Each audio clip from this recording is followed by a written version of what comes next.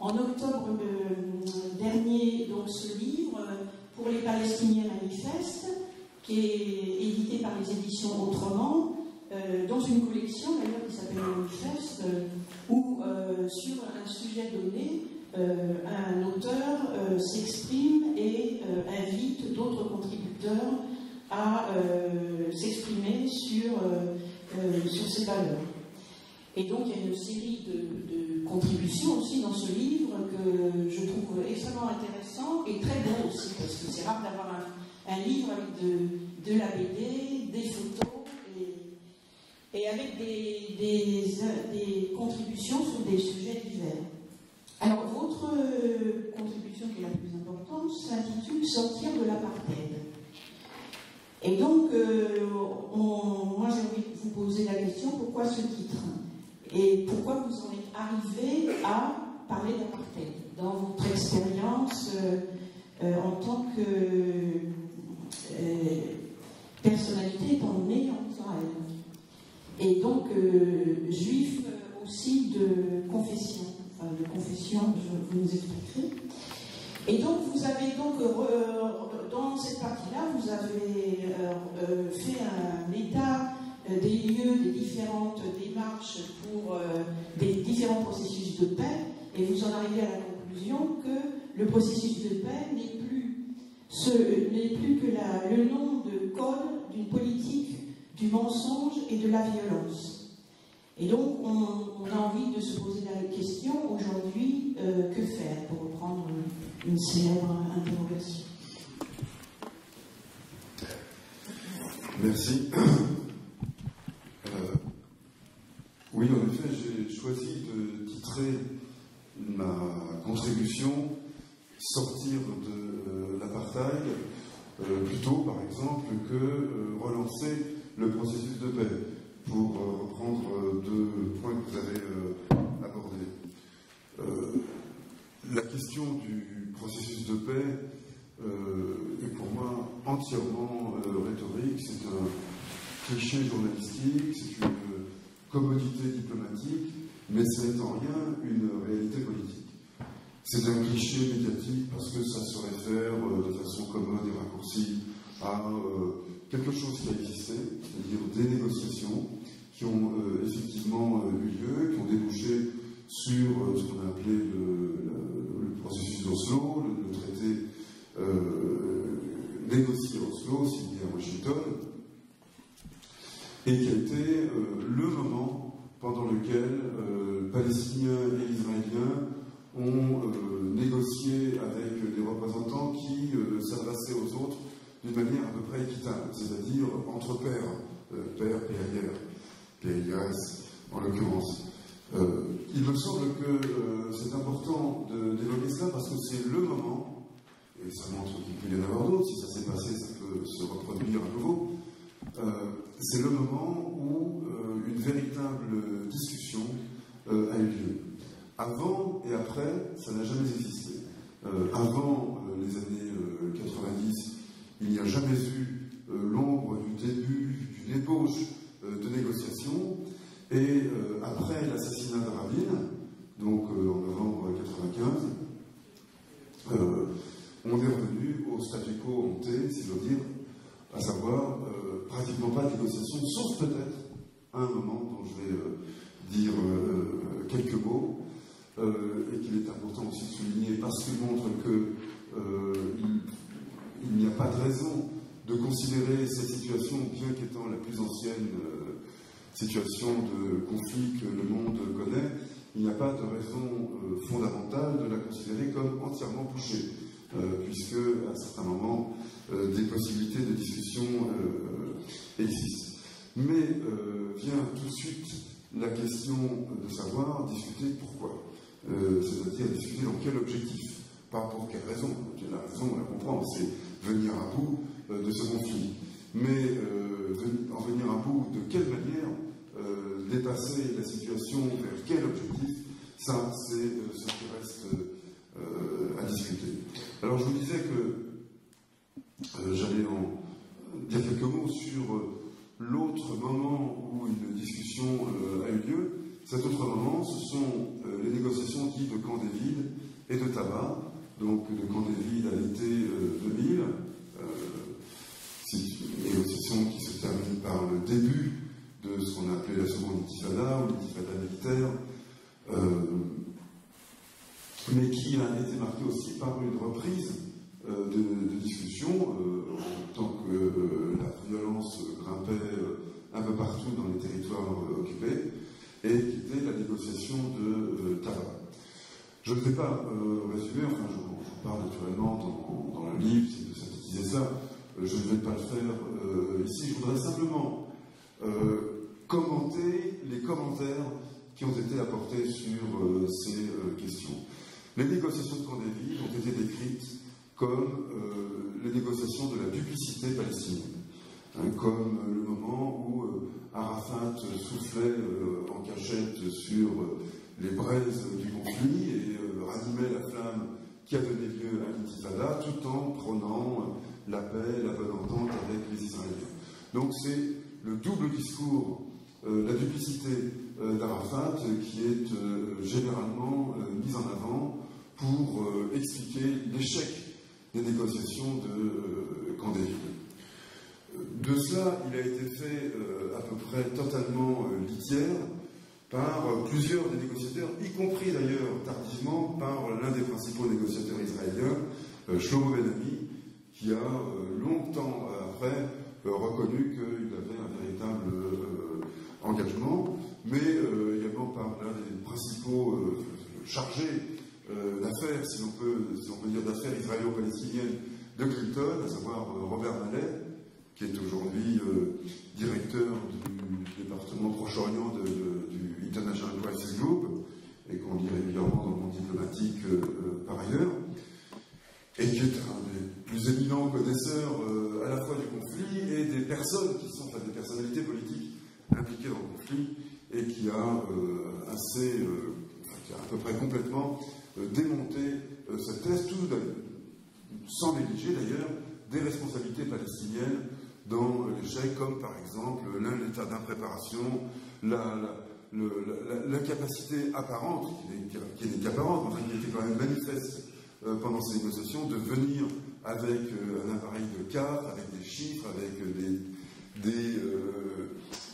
des perspectives politiques concrètes, donc une relative improvisation qui évidemment fragilisait la partie palestinienne et faisait la part belle à la partie israélienne, d'autant plus que Clinton, en fin de mandat, n'avait qu'une autorité très limitée et a finalement trahi les engagements qu'il avait pris auprès d'Arafat, selon lesquels il éviterait de lui imputer la responsabilité de l'échec si celui-ci se produisait, alors que c'est ce qu'il a fait. Donc ça a été vraiment la responsabilité américaine dans la suite. Mais tout n'était pas par terre, puisque à Taba, en janvier, Taba c'est une petite ville, une bourgade égyptienne à la frontière égypto-israélienne. À Taba, les négociations les plus sérieuses qui aient eu lieu depuis Oslo se sont produites. C'était dans la foulée de Camp David. On reprenait, non pas à zéro, mais enfin assez largement, l'ensemble des questions, à savoir le partage de Jérusalem ou le statut de Jérusalem, la question de la frontière, la question des réfugiés et naturellement la question de la délimitation du territoire. Donc toutes ces questions essentielles déjà traitées à Camp David, qui avaient commencé à être traitées à Oslo, ont été à nouveau traitées à Taba. Un accord était sur le point d'être trouvé quand ces négociations ont été brutalement interrompues par Ehud Barak, qui a fait le calcul de la rupture pour ne pas apparaître comme un faible dans la campagne électorale qui était en cours. Il s'agissait pour lui de faire pièce à Sharon en s'imposant comme intransigeant, intraitable sur la sécurité d'Israël, sur la manière de traiter les Palestiniens. Bon, les campagnes se font à droite en Israël, et peut-être pas seulement en Israël d'ailleurs. Et de ce fait, Les négociations de tabac ont été rompues. Sharon a gagné les élections. Et bon, on connaît la suite. Depuis lors, c'était en janvier 2001, nous sommes en février 2015, 14 ans se sont écoulés, pendant lesquels pas l'ombre d'un mouvement n'a été enregistré en direction de la paix, bien au contraire. Depuis lors, la colonisation n'a cessé de s'étendre, les destructions de maisons palestiniennes ont cessé d'être perpétrées par l'armée israélienne. Le blocus de Gaza, après la victoire du Hamas, a été ce que l'on sait, à savoir un encerclement militaire, policier, que l'évacuation des colons en 2006 n'a pas vraiment modifié sur le fond. Certes, ils ont gagné un peu de territoire, mais ils ont perdu encore plus de possibilités de l'utiliser. Et donc la situation, malheureusement, comme c'était noté dans l'introduction, n'a fait que se continuer dans le sens d'une aggravation des conditions. Alors, tout cela est généralement décrit comme la panne du processus de paix.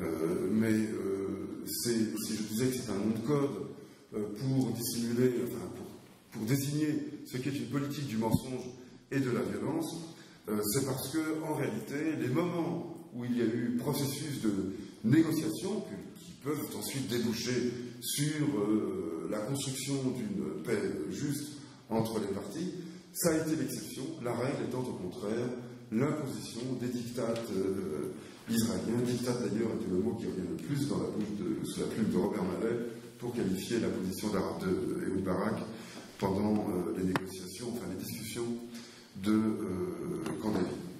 Donc le processus de paix désigne au mieux quelques rencontres concédées par les Israéliens qui donnent lieu à évidemment des discussions. On se rend compte, donc on ne va pas rester muet, on cause, on bavarde, parfois même d'ailleurs dans la cuisine de Sharon, ça s'est fait jusque-là, comme on recevrait sans façon enfin, quelqu'un qui est quand même qui a un statut subalterne.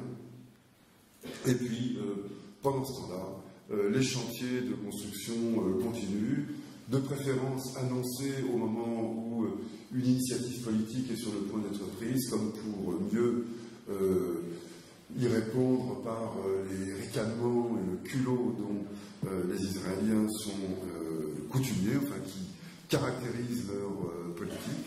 Et on voit par exemple, comme ça a été annoncé hier, les Israéliens déclaraient qu'ils gèlent le transfert des sommes collectées au titre de l'impôt et qu'ils donc contribuent encore un peu plus à l'étranglement de l'autorité palestinienne que par ailleurs ils piétinent symboliquement tous les jours et qui leur sert essentiellement d'ailleurs à être le relais sécuritaire, donc à faire les opérations de police qu'eux n'ont pas envie de faire ou qui leur permettent d'économiser quelques ressources dans ce domaine, et cela d'une manière quotidienne.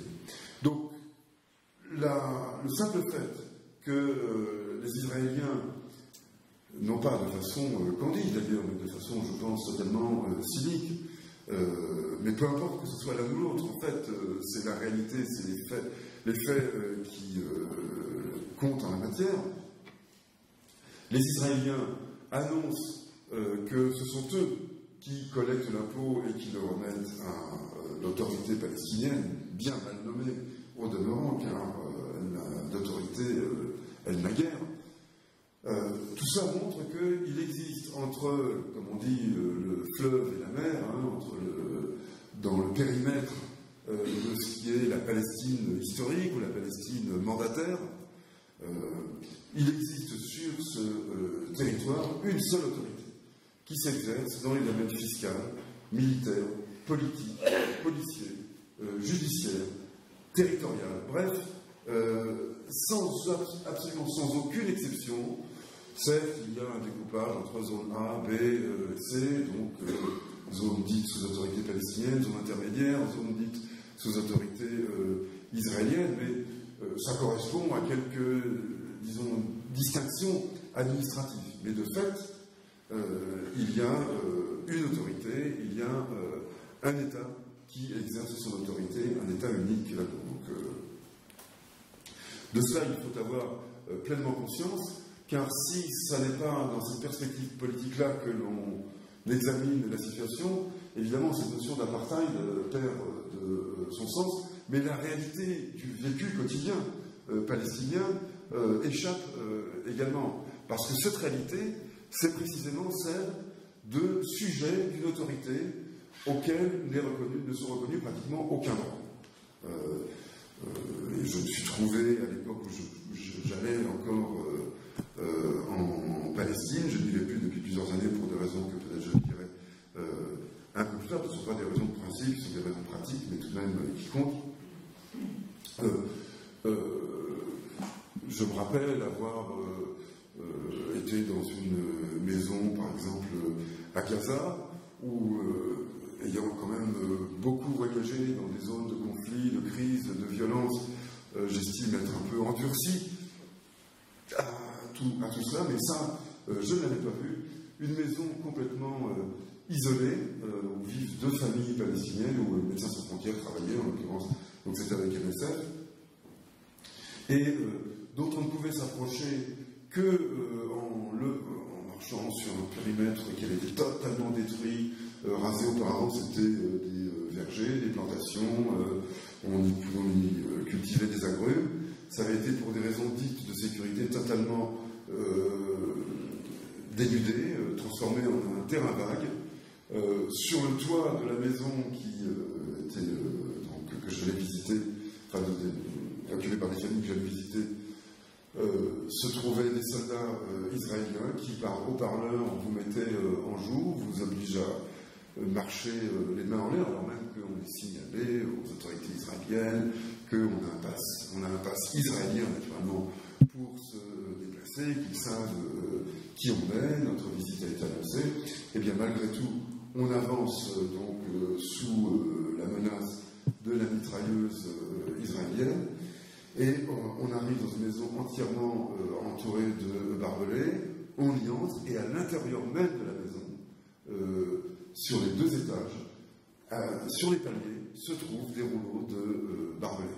Ce barbelé typiquement israélo-sud-africain, fait de petites ailes de papillons tranchantes comme des lames de rasoir, que l'on déplie ou replie avec une grande facilité. Mais bon, imaginez-vous ce qu'est la vie au quotidien lorsque vous ouvrez la porte de chez vous pour sortir après avoir demandé l'autorisation à des gens, à de jeunes gars qui sont là, qui ne savent pas toujours d'ailleurs très bien ces fiches-là, mais pour aller vous promener, pour aller pisser contre un arbre, non, il n'y a pas d'ailleurs pas pisser contre un arbre, puisque les arbres sont rasés pour des raisons de sécurité, vous trouvez des barbelés devant votre porte qui vous bloque et qui doit s'être enlevé par le soldat qui viendra, qui descendra au moment où il le jugera opportun. S'il est sympa, s'il sympathise avec les gens, il le fera rapidement. Si c'est une tête de mule, eh bien, il se laissera tirer l'oreille et il aggravera encore les choses. Donc, je voyais évidemment des gens totalement à bout de nerfs, totalement épuisés psychologiquement. Ils n'ont pas de traces de coups, ils ne sont pas torturés, en tout cas pas physiquement. Et ces gens sont épuisés, n'ont qu'une idée en tête, c'est de partir, de quitter. C'est des gens éduqués qui étaient allés à l'université, l'un travaillait pour l'UNRWA, l'autre avait une entreprise, mais c'est 2 frères, mais l'un et l'autre n'avaient qu'une idée en tête, c'était de partir.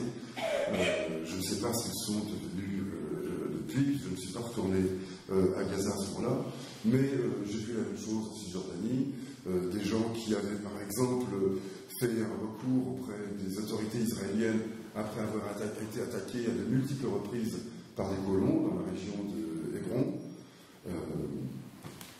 et pour unique réponse, avaient reçu la visite d'un détachement militaire palestinien qui s'était installé à demeure chez eux.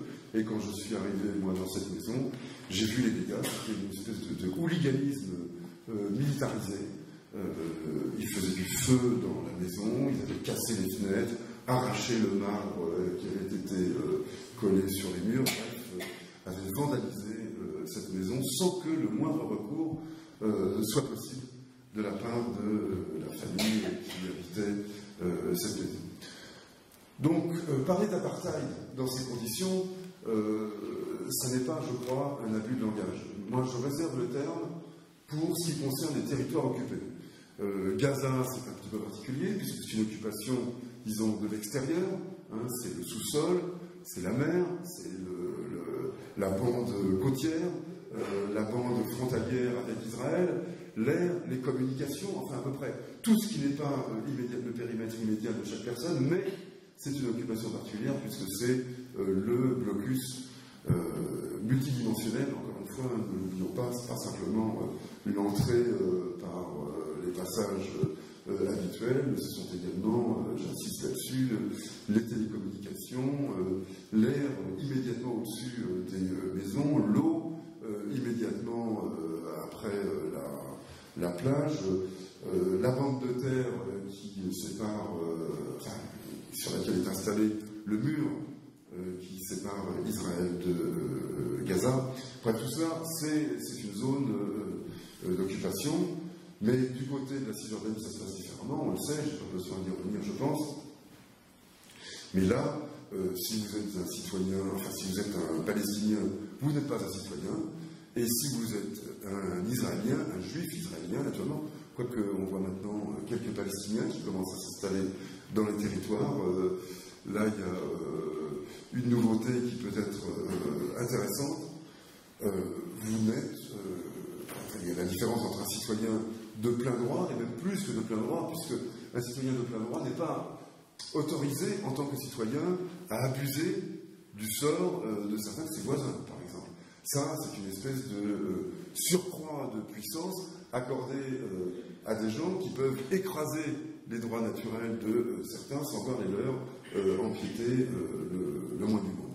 Donc il y a des sujets de l'autorité qui sont les Palestiniens et il y a des surcitoyens qui sont les Israéliens. Dans ce cas, il y a aussi le système d'interdiction, de déplacement, d'obligation.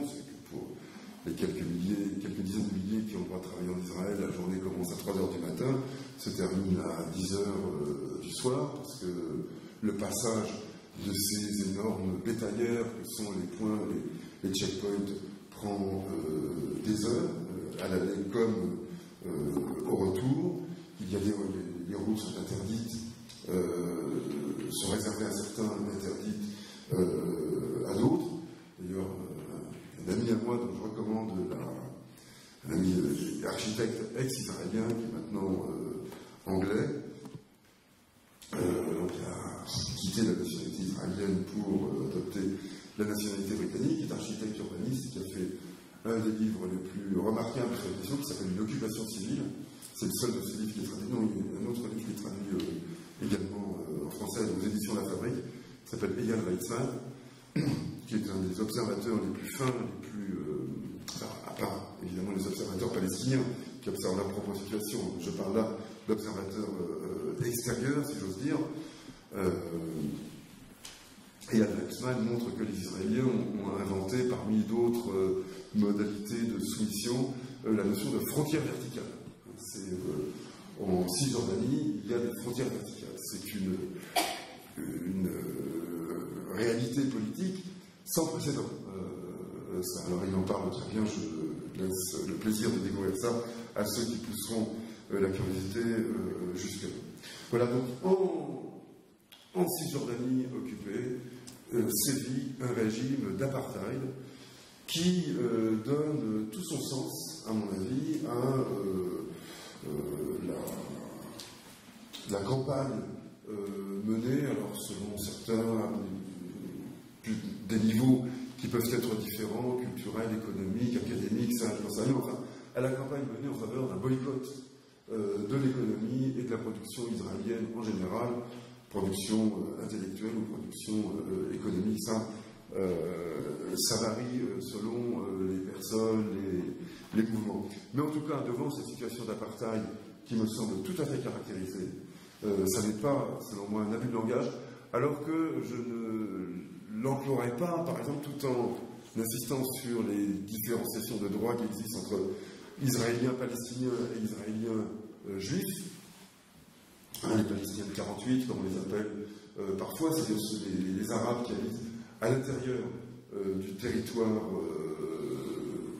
délimité par la ligne d'armistice.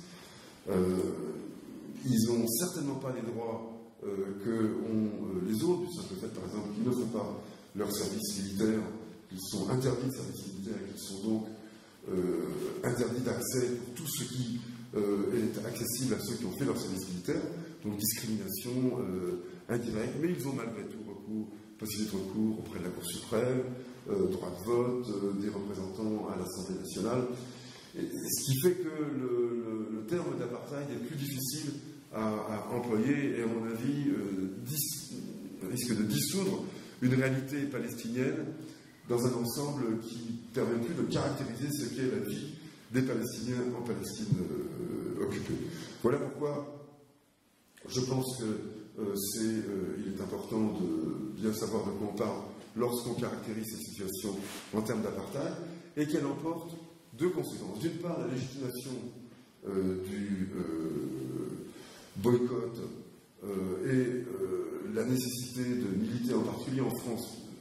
La France est le seul pays qui a pris cette mesure, donc c'est tout de même intéressant de le souligner, de lutter contre la circulaire dite Alliot-Marie qui pénalise juridiquement les appels au boycott au nom d'un appel à la discrimination qui n'a absolument aucun sens, puisque si on accepte cette idée d'apartheid, c'est au contraire un appel à la non-discrimination, comme l'était le boycott de l'Afrique du Sud, que personne ne songe à accuser d'être raciste, d'être une incitation à la haine, ou quoi que ce soit, et bien là, il en va de même. Donc, ça, c'est une première conséquence. Et la deuxième conséquence, c'est la mise en avant d'une personnalité qu'il n'est pas abusif de comparer à Nelson Mandela, à savoir Marwan Barghouti, l'ancien leader des Tanzim, c'est-à-dire du mouvement de jeunesse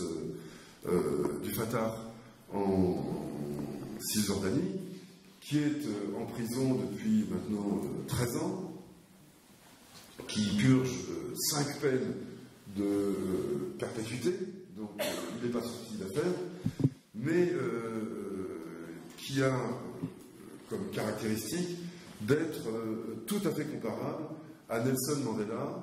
Nelson Mandela qui est le personnage qui correspond sans doute le plus à l'icône qui a servi à le représenter.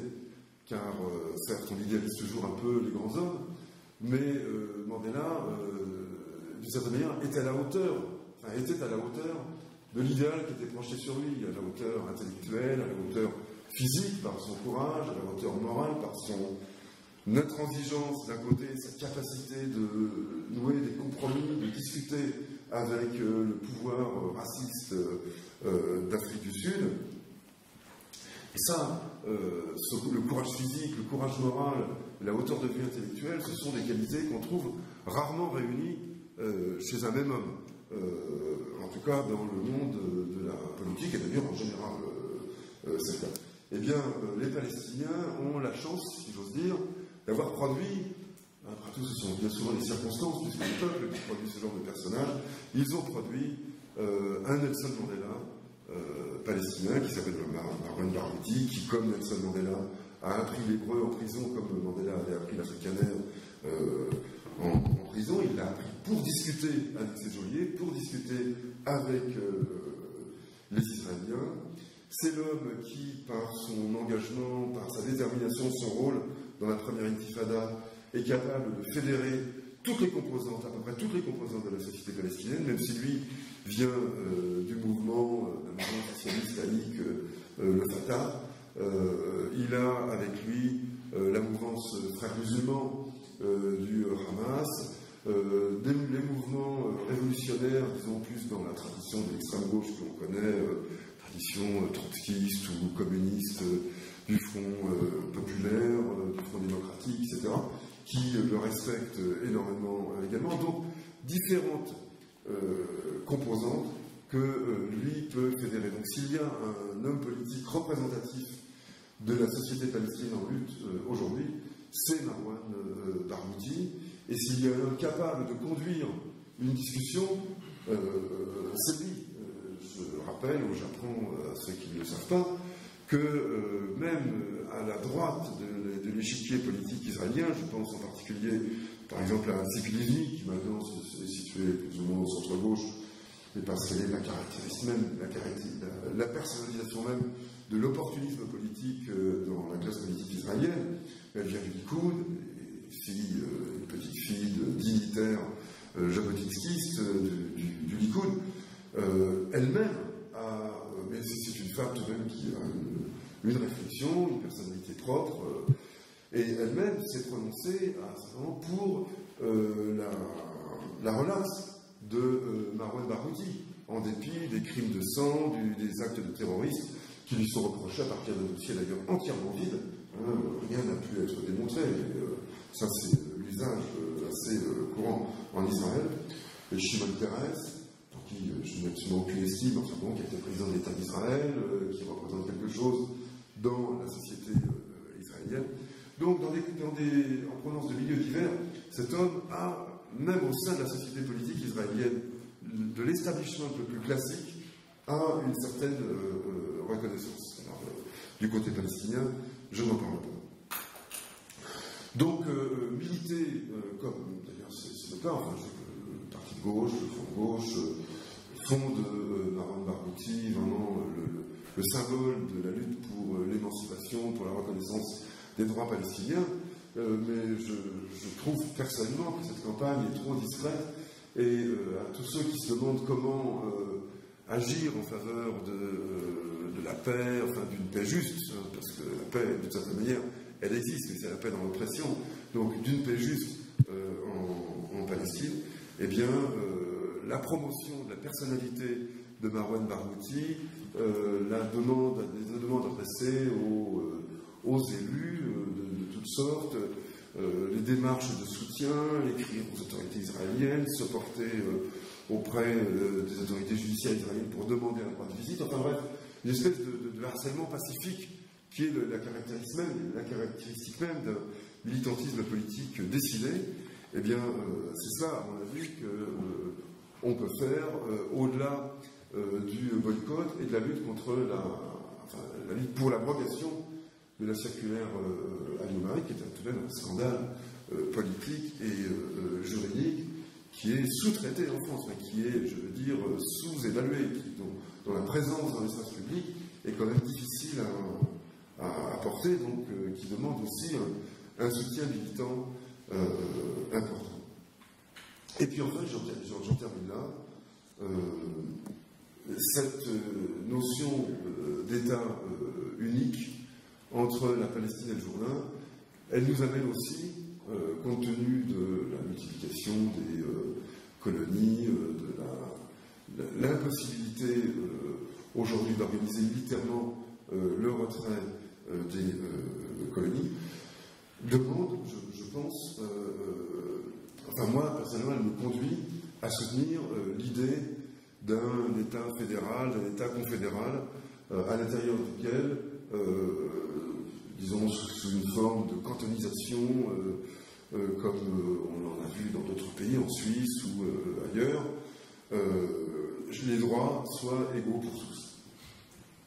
Certes, dans une situation de déséquilibre économique et social, comme c'est le cas aujourd'hui en Israël-Palestine, il est difficile d'imaginer qu'on décrète l'égalité de tous de façon générale. Ça demande nécessairement un aménagement, en tout cas si on veut faire preuve d'un minimum de réalisme politique.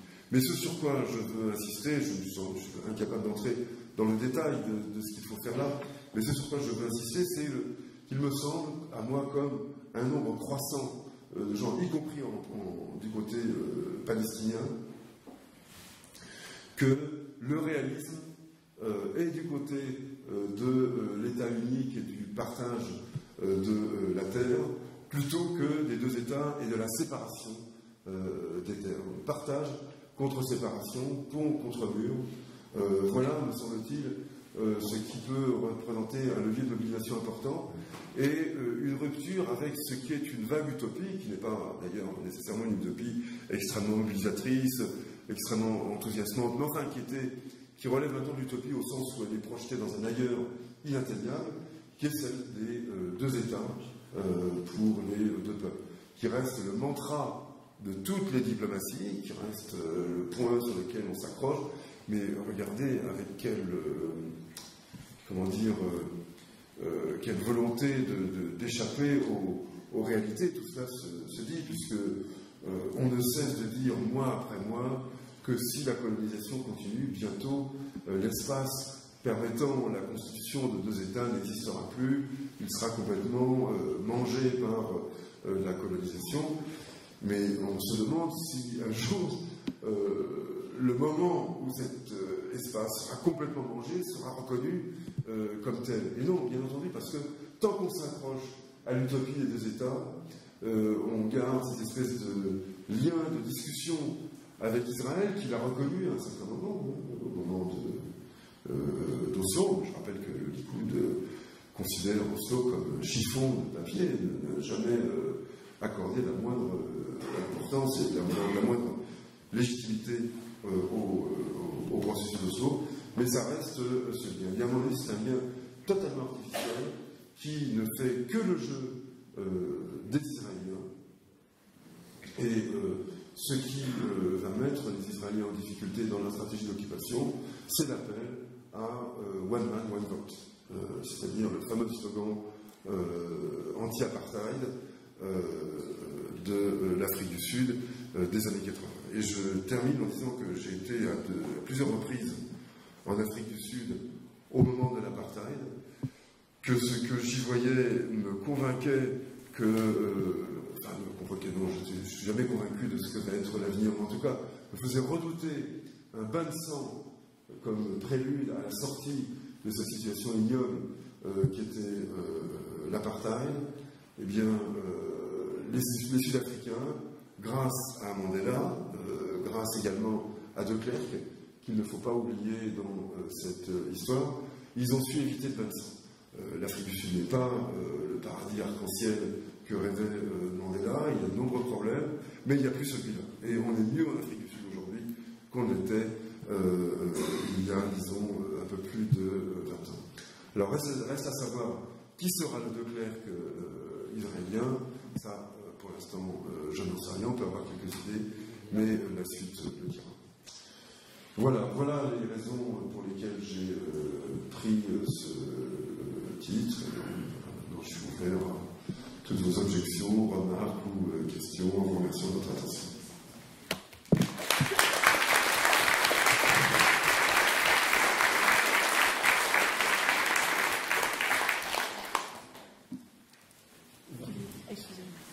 Oui, bon, merci Ronnie pour cet exposé brillant et extrêmement intéressant.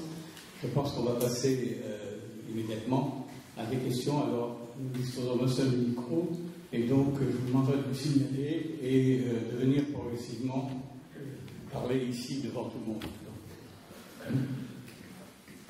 Et bien au début, puisque Jean-Pierre va vous parler. Oui. Bon. Si vous voulez prendre votre rang pour une intervention. Oui, alors. Oui, je voudrais vous revenir. Vous avez été très très clair là-dessus dans votre exposé, en expliquant que pour vous, l'apartheid, et vous en avez donné beaucoup d'exemples un peu concrets, s'applique à la situation, non seulement à Gaza, mais aussi en Cisjordanie, dans les territoires occupés. Dans votre livre, vous retenez la définition d'apartheid, la définition telle qu'elle a été élaborée par l'ONU, mais vous pensez que cette définition ne s'applique pas, ou alors de façon très discutable, à la situation en Israël même. Pourtant, vous avez signé il n'y a pas très très longtemps un texte à Libé dans lequel vous parlez de la situation des Bédouins de Negev, que vous connaissez, je suppose, bien, c'est-à-dire Bédouins dont la moitié moitié de la population a été expulsée il y a pas mal de temps pour être regroupée dans des villes qui sont vraiment des villes des townships.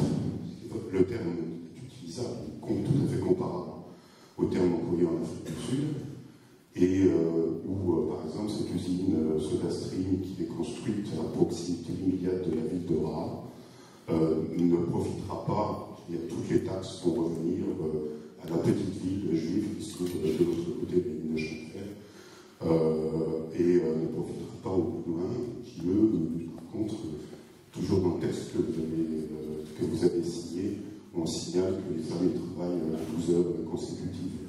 Bon, ça c'est pour les faits, mais en réalité, je voulais dire que une organisation comme l'Organisation juriste palestinien Abala a recensé, ça se trouve sur son site, 57 lois qui organisent la discrimination depuis 1948, dont 2 tiers d'ailleurs sont des lois qui ont moins de 10 ans, et qui correspondent effectivement je pourrais dire, aux lois qui doivent être visées dans toute campagne contre l'apartheid. Mais je voudrais surtout en citer une principale qui, pour moi, permet de dire oui, il y a apartheid, enfin pas une loi, 2 lois, la loi du retour et la loi de la citoyenneté, qui légalise, disons qui légifère sur le fait que la majorité des Palestiniens, non seulement n'ont pas le droit de vote, mais n'ont même pas le droit de citoyenneté, c'est-à-dire sont maintenus indéfiniment au dehors des frontières. Pour moi, si ça, c'est pas de l'apartheid, j'ai du mal à imaginer ce que ça peut être que l'apartheid. Donc je voudrais avoir votre avis là-dessus.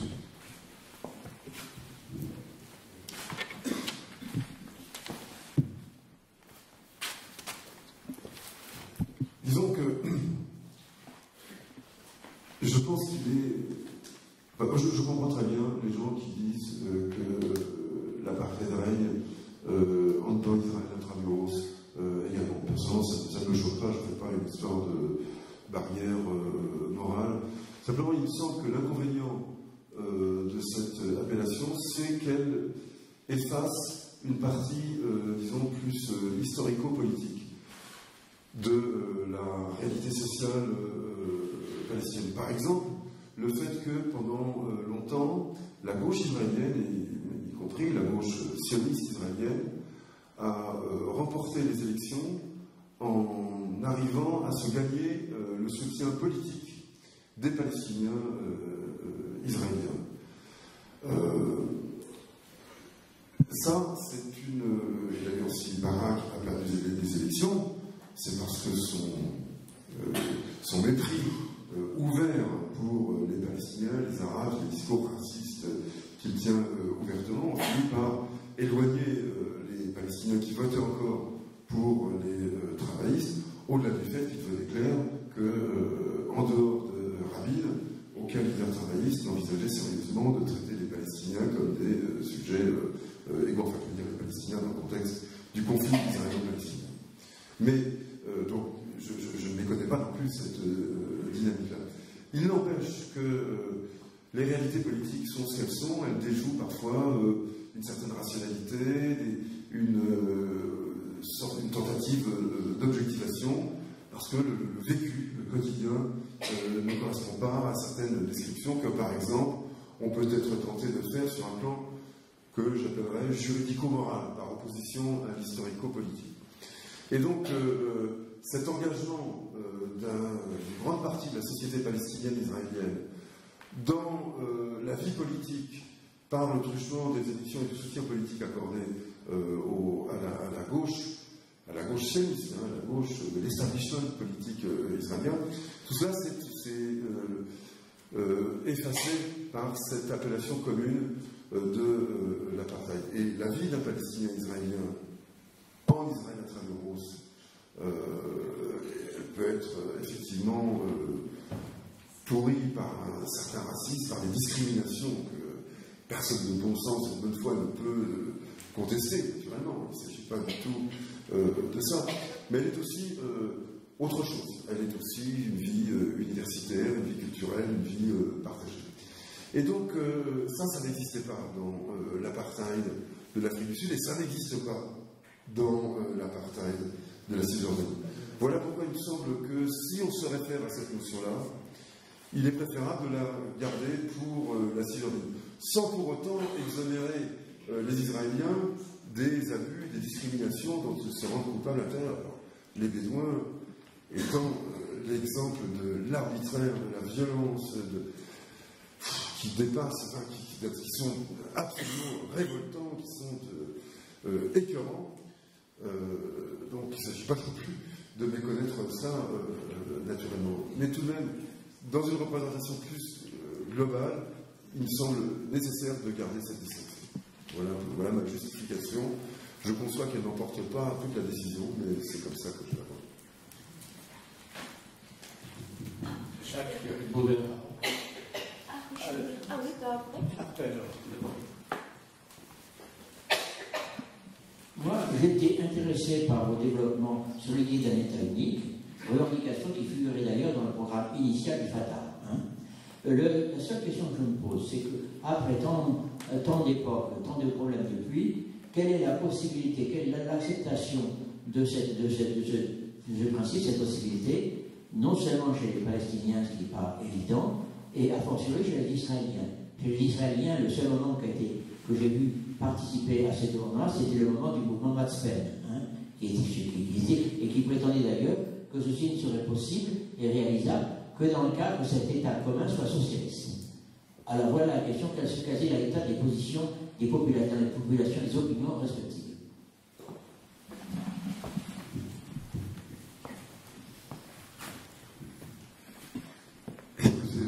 La réponse est que je n'en sais rien, naturellement. J'ai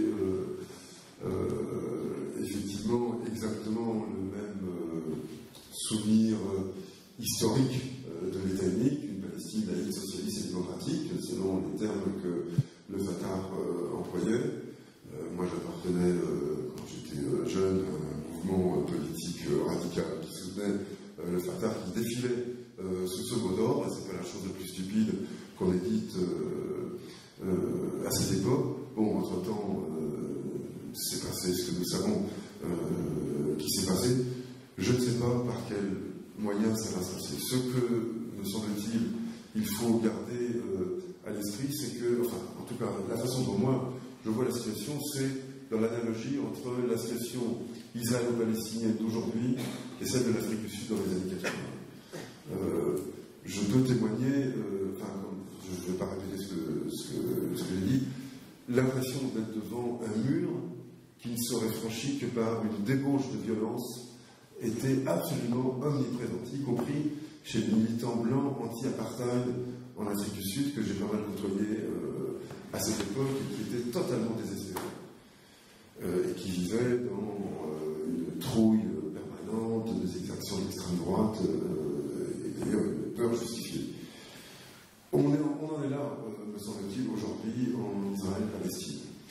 J'ai eu l'occasion, à l'époque où j'allais encore sur ce terrain-là, de constater que du côté palestinien, on entendait souvent des revendications qui relevaient plus de la reconnaissance de droits civils et politiques que de la reconnaissance d'une identité nationale.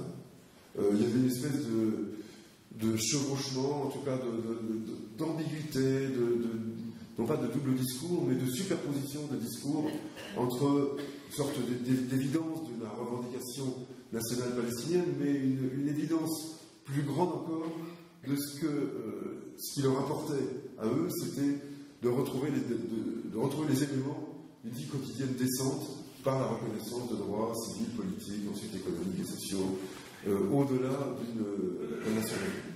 Donc, il me semble qu'un esprit post-nationaliste existe chez un certain nombre de Palestiniens. Je serais incapable de dire si c'est 3%, 30%, enfin, je n'en sais rien. Je pense qu'au moment, selon les circonstances dans lesquelles cette question serait posée, les réponses seraient sans doute différentes. Ce dont je suis certain, c'est que le ferment de cette position existe. Quant au côté israélien, je crois qu'il ne faut pas... D'abord, il faut abandonner l'idée que c'est la gauche israélienne qui est porteuse de ça. Parce que le Matzpen, c'est l'extrême gauche. Alors, on a tendance à voir dans une certaine continuité, enfin à reproduire les schémas politiques français, on passe avec quelques ruptures, certes, mais enfin de l'extrême gauche à la gauche, au centre-gauche, avec des possibilités d'union. En Israël, ces schémas-là sont très trompeurs. Ils masquent une réalité qui est tout autre, qui est celle qui oppose d'une certaine manière les territorialistes intransigeants aux autres. Les autres étant ceux qui, par exemple, considèrent que la présence juive en Palestine est un élément fondamental de l'histoire juive, ce sur quoi je n'irai pas leur chercher chinoise, car je considère que c'est une réalité historique objective et qu'il faut absolument reconnaître, surtout qu'on ne comprend pas non plus cette espèce de folie qui saisit parfois les Israéliens, mais que la réalité étatique est seconde par rapport à cette présence juive en Palestine. Disons, ce sont un peu les héritiers des Cananéens, de ce mouvement qui a existé, qui regroupait quand même une partie de ce qu'on a tendance à cataloguer comme l'extrême droite. Et pour montrer que ce n'est pas tout à fait marginal, le président de l'État israélien est dans ce mouvement-là. Le président de l'État israélien, Reuven Rivlin, est membre du Likoud. Il considère le processus d'Oslo, le traité d'Oslo, comme le chiffon de papier dont je parlais tout à l'heure. Il est pour l'annexion totale de la Cisjordanie et il est pour la reconnaissance de droits égaux à tous ceux qui, sous la même autorité, doivent jouir des mêmes droits. Donc on a d'une certaine manière un partisan de l'État unique dans une conception dépassant l'apartheid, qui n'ont pas la tête de l'État. La tête de l'État, malheureusement, c'est cette brute fascisante de Netanyahou, mais disons, qui occupe une position politique symboliquement non négligeable, même si elle est dépourvue d'autorité, d'allonge réelle.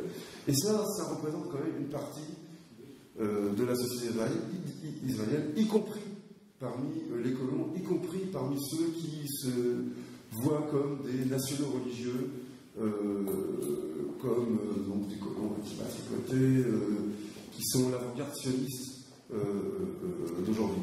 Et bien ceux-là, ils sont porteurs aussi d'un potentiel politique qu'il ne faut pas négliger, qui est totalement masqué par, d'une part, le mantra dont je parlais tout à l'heure, c'est-à-dire celui des deux États, et d'autre part, par le plaquage de cette situation, enfin de cette division politique gauche-droite, qui n'a pas de correspondance dans le conflit. La gauche et la droite israélienne se distinguent d'abord, et la correspondance avec la France est totale, par des conceptions économiques et sociales. Encore que ça devient de plus en plus compliqué, je le reconnais, je sais à quoi vous pensez quand je dis ça. Il y a une histoire, il y a une tradition socialisante, étatiste, planificatrice, égalitaire d'un côté, et libérale, etc., de l'autre côté. Ça se retrouve sur l'échiquier politique israélien. Mais reporter cette division sur le terrain du conflit israélo-palestinien, ça c'est se masquer toutes ces réalités-là, qui sont finalement peut-être plus riches de potentialités d'évolution que ce que l'on pourrait croire. Mais, et je termine là-dessus, si on faisait un sondage aujourd'hui sur l'État unique, naturellement, on en sortirait sans aucune crédibilité. L'État unique n'apparaîtrait pas comme une option possible. Mais quand on va plus en profondeur que simplement des questions superficielles comme celles des sondages, on voit des dynamiques à l'œuvre qui ne sont pas, qui sont porteuses tout de même d'un certain espoir.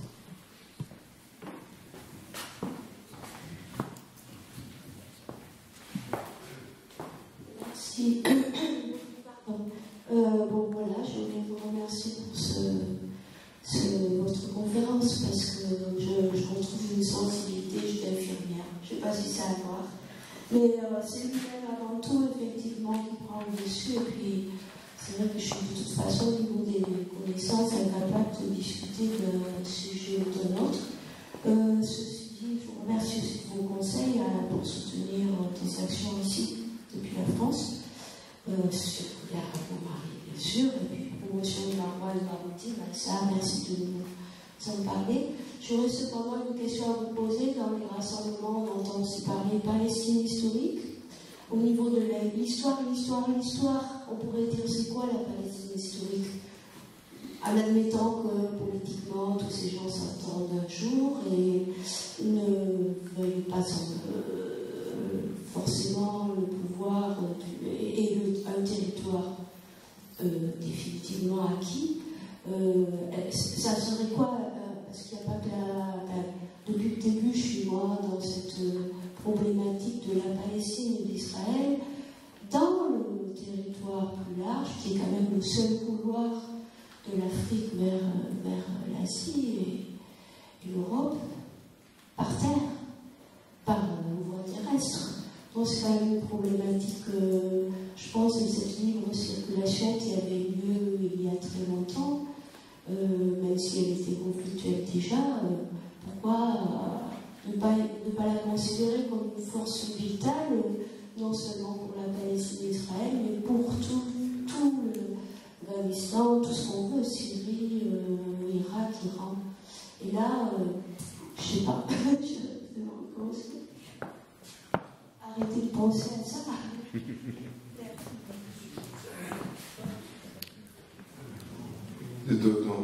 C'est plus des remarques, des interrogations générales qu'une question précise. Je répondrai simplement à la partie précise de vos remarques, enfin, la partie précise, tout le reste était aussi, mais ce qui était la forme de question.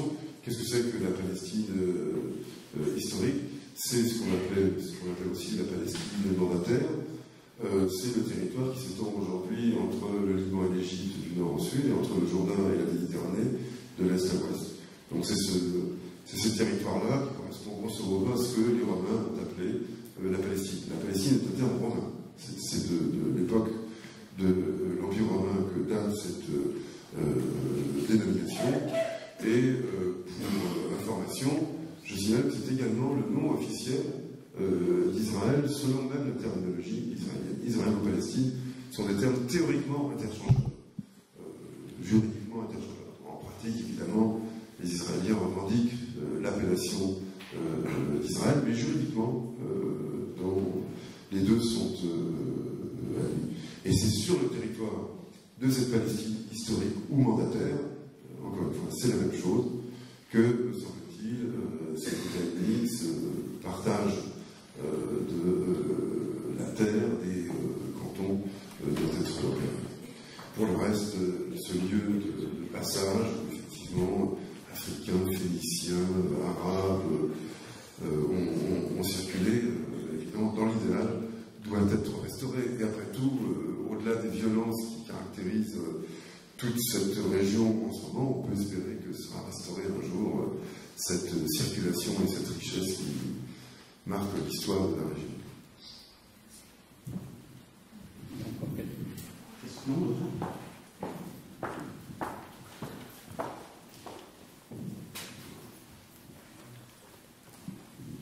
Oui, on peut comprendre le rapprochement que vous faites entre la situation en Israël-Palestine avec celle de l'apartheid de l'Afrique du Sud.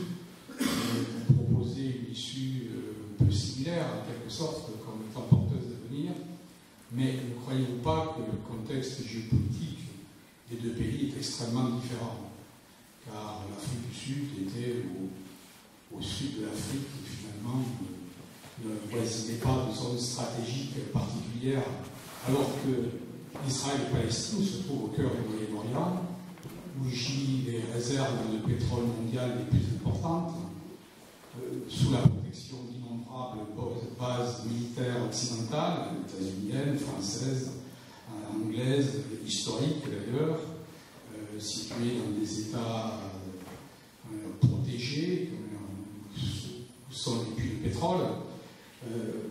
Croyez-vous qu'il y a une paix possible en Palestine entre Israël et les forces palestiniennes dans le cadre d'un Moyen-Orient en plein chaos, à feu et à sang tel qu'il est à l'heure actuelle? Et quand on voit par exemple que du point de vue de sa politique étrangère, Israël a stigmatisé le Hamas en l'assimilant à l'État islamique, ce qui donne une dimension stratégique déjà au conflit israélo-palestinien, avec une intention de le situer du point de vue géostratégique là où il n'est peut-être pas, mais en tout cas c'est une volonté politique affirmée.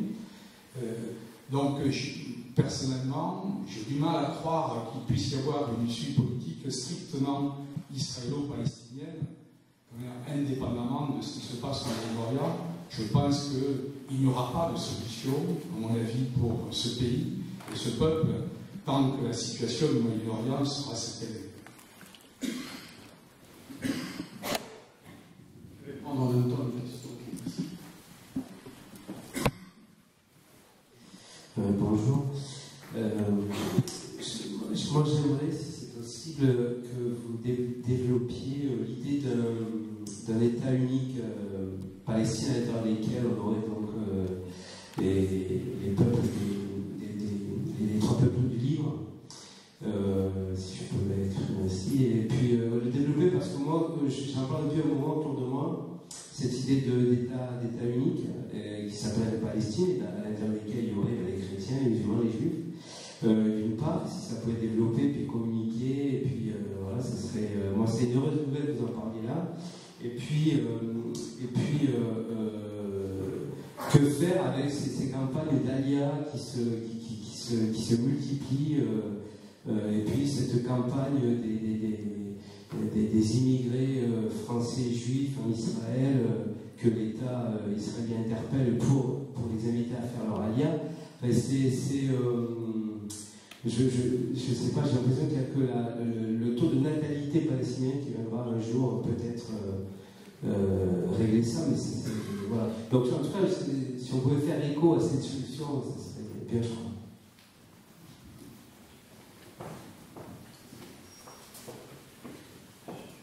Ouais, deux questions qui sont probablement complètement indépendantes.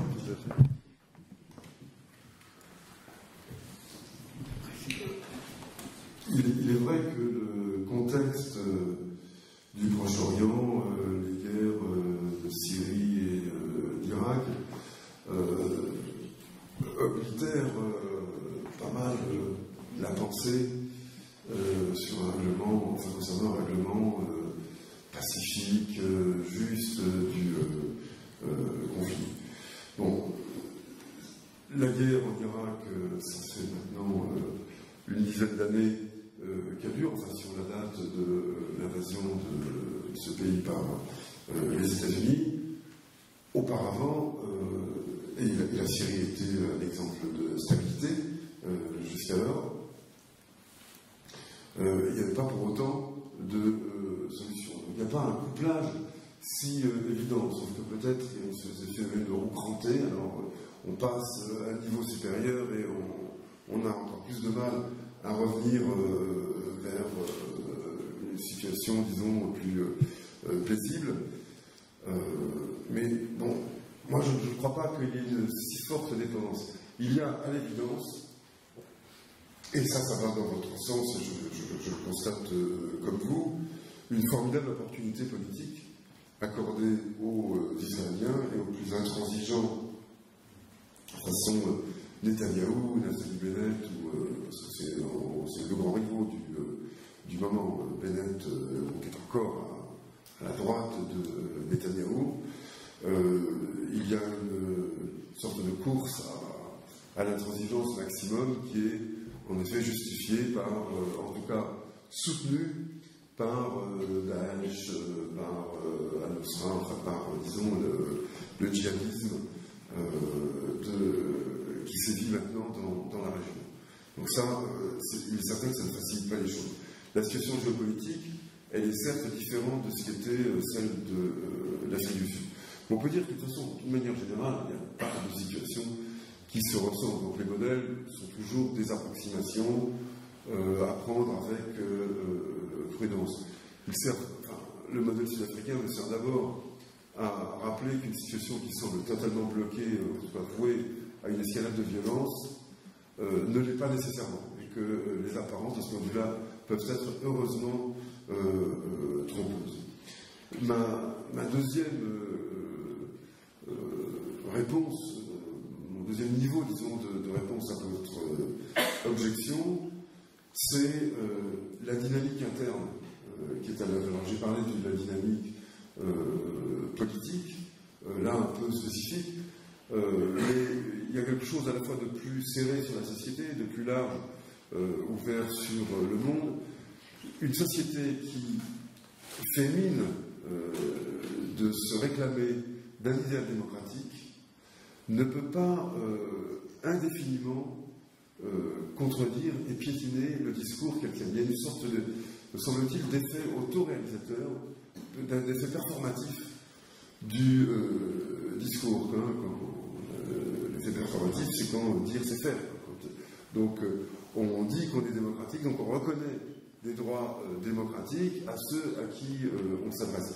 Naturellement, dans la réalité aujourd'hui, on les piétine, mais la discordance entre les faits et les discours me semble-t-il, n'est pas longtemps tenable, me semble-t-il. D'ailleurs, en ce moment, se déroule un débat dont on entend quelques échos lointains entre État juif et démocratique, avec la revendication donc de Netanyahou d'imposer en gros aux Palestiniens de devenir sionistes, de reconnaître la légitimité juive de l'État juif, c'est leur demander d'adhérer finalement au projet sioniste, ce qui est considéré par un certain nombre d'Israéliens même comme une espèce d'absurdité, enfin une manœuvre grossière et cynique sans lendemain, mais qui est vue par d'autres comme une espèce d'opportunité pour cultiver encore cet argument de nous n'avons pas de partenaires, regardez, ils ne veulent pas de nous, comment on peut discuter avec des gens qui veulent notre anéantissement, etc.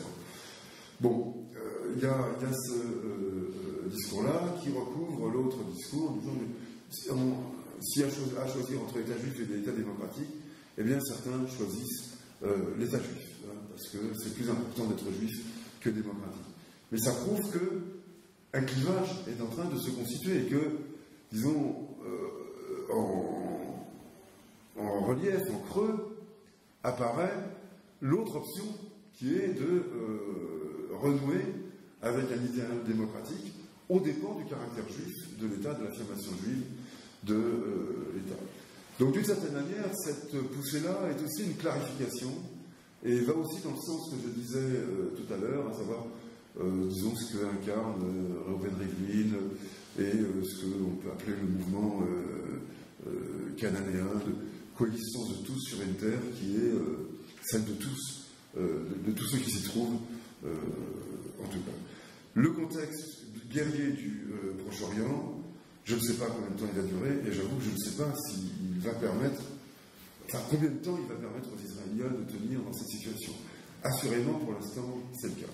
Donc là-dessus, je vous rejoins tout à fait, ça ne fait que repousser encore plus loin dans le temps la nécessité, la pression réelle sur Israël, qui peut aujourd'hui s'abriter derrière des prétextes ou d'ailleurs des réalités sécuritaires qui dispensent son gouvernement de toute initiative et permettent de geler la situation. Là, ça, je suis obligé de le reconnaître avec vous. Mais ne négligeons pas le fait que le changement, c'est justement une évolution géopolitique qui a permis, c'est en gros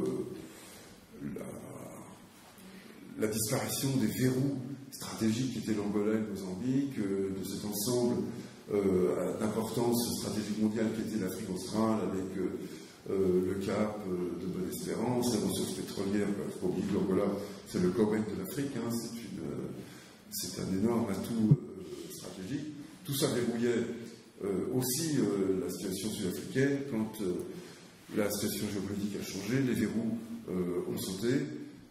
Une situation géopolitique n'est jamais inscrite dans une éternité. Il y a des évolutions, l'histoire passe, et elle ne passera pas forcément toujours à la faveur des Israéliens, en tout cas des Israéliens dont nous parlons là. Mais je ne peux pas en dire plus parce que j'ai aucune certitude, évidemment, l'intéressant avec l'avenir, c'est qu'on ne le connaît pas. Donc on verra bien. Alors la question sur l'État unique, j'ai dit que c'est un peu la même chose, c'est tout un ensemble d'incertitudes. Moi, l'État unique n'est pas pour moi d'abord une idéologie, c'est d'abord une réalité injuste qu'il faut transformer en réalité juste. C'est ça le mouvement. Alors, après tout, si la solution des deux États avait été, me semblait encore possible, je dirais, mais oui, pourquoi pas. Enfin, c'est pas par esprit d'opposition, c'est parce que quand j'étais déjà la dernière fois que j'étais en Palestine, c'était en 2006, la situation n'a fait qu'évoluer depuis, ça me semblait, enfin, quand on est sur le terrain, qu'on circule, que ce soit sur le Jourdain, dont on ne parle jamais, qui est entièrement occupé par des plantations, des types californiens, enfin, qui sont évidemment totalement israéliennes. Bref, les montagnes, les plaines, enfin, il n'y a que, en gros, les vallées qui sont laissées aujourd'hui aux Palestiniens. Donc, de toute façon, cette intrication-là, elle est telle qu'il me semble qu'elle est impossible à défaire. Le modèle que je vois, c'est celui que Shlomo Sand tente de décrire dans le livre, et je vous invite à cette lecture parce qu'elle me semble vraiment très fine, très informée, informée politiquement par, disons, l'intelligence du citoyen israélien qui est Shlomo Sand, mais informée historiquement également par l'intelligence de son métier d'historien. Et c'est de lui que c'est une idée à lui que je reproduis tout à l'heure en disant qu'il ne faut pas voir cet État unique sous un angle excessivement idéaliste, c'est-à-dire dans la réalisation d'une sorte d'égalité qui se déclaterait immédiatement. Les différences socio-économiques sont telles, les différences de niveau d'éducation sont telles entre les sociétés, je parle plus de Cisjordanie et d'Israël qu'à l'intérieur d'Israël actuellement, sont telles qu'il faut arriver à aménager tout ça. D'où l'idée de cette cantonisation et de ce modèle, disons, confédéral que l'on peut évoquer. Mais ce qui importe, me semble-t-il, dans cette idée, c'est la perspective. Ce qui rend une situation, ce qui pousse à la violence et au désespoir nihiliste, c'est le sentiment d'une situation bloquée. Par exemple, prenons les printemps arabes, enfin les révolutions arabes, il me semble qu'elles sont l'effet elles sont au croisement de plusieurs tendances. D'une part, évidemment, la longueur, la permanence de régimes dictatoriaux qui s'appesantissaient avec le temps, mais de régimes également qui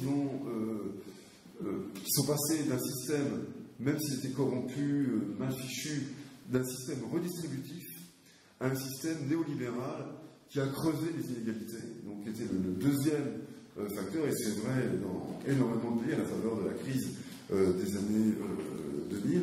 Et le troisième facteur, c'était l'installation d'un régime dynastique, le passage de la dictature paternelle à la dictature filiale, si j'ose dire. Donc le caractère héréditaire du pouvoir qui contribuait encore un peu plus à opacifier, à boucher l'avenir, donc à tuer l'espoir d'une amélioration.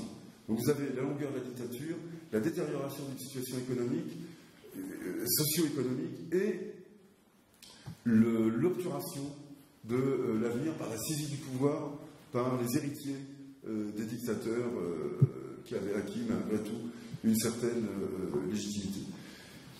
C'est ça, me semble-t-il, qui pousse vers le désespoir, la violence, le nihilisme.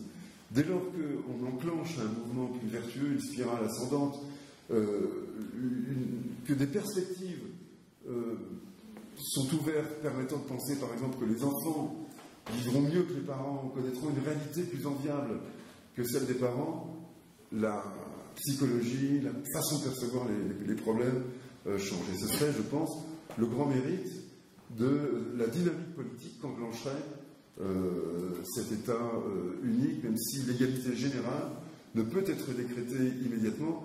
L'égalité civile et politique, elle peut l'être. Ça, il n'y a rien qui s'y oppose. On n'a plus le droit de torturer, que les Israéliens n'aient plus le droit de torturer les Palestiniens, ça ne posera aucun tort économique aux Israéliens et ça ne fera que du bien aux Palestiniens. Le droit de vote, etc.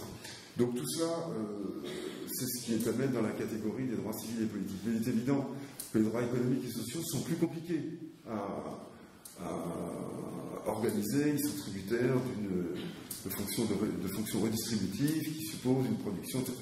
Donc ça demande plus de temps. D'où les réserves de Shlomo Sand que je partage, enfin qui ne sont pas des réserves, qui sont des précautions politiques, qui relèvent d'une certaine prudence politique et d'un certain réalisme permettant de penser plus concrètement cette dynamique. Mais au-delà de ça, je n'oserais pas m'aventurer parce que ce serait de la politique fiction et je ne suis pas très doué pour ce genre-là. Je crois qu'il y a encore deux questions dans la salle. Qui y a là?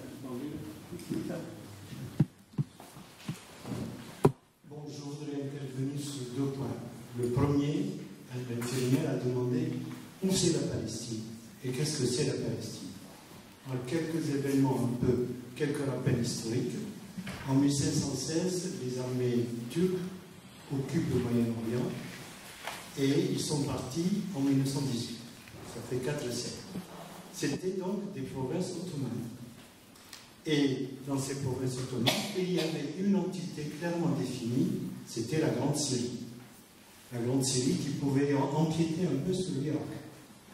Quand on consulte les cartes géographiques qu'on peut trouver sur Internet ou ailleurs, on voit toujours la Grande Syrie, la Syrie, on ne voit jamais la Jordanie, on voit de temps en temps la Palestine.